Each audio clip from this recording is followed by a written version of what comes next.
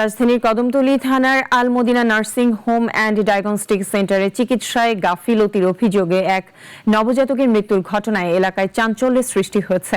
ভুক্তভোগী পরিবারের অভিযোগ, চিকিৎসকদের অবহেলা ও সময় মতো প্রয়োজনীয় চিকিৎসা না পাওয়ায় নবজাতকের মৃত্যু হয়েছে। ঘটনার পর হাসপাতাল কর্তৃপক্ষ মামলা দিয়ে ভয়ভীতি দেখায় বলেও অভিযোগ তাদের।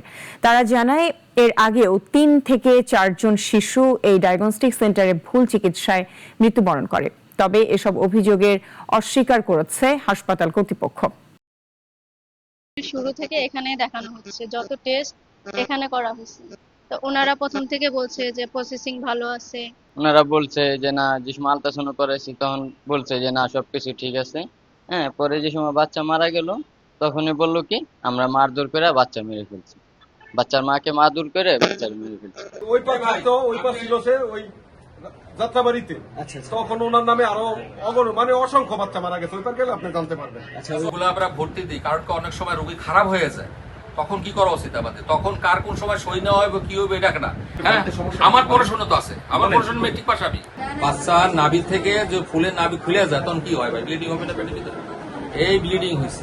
এই ব্লিডিং এর পরেই ওপেন করার পরে দেখা গেল যে এই অবস্থা, ফুল থেকে না খুলে গেছে। কিন্তু যখন আমরা অপারেশন করে বাচ্চা বের করি, তখন দেখি বাচ্চা নড়াচড়া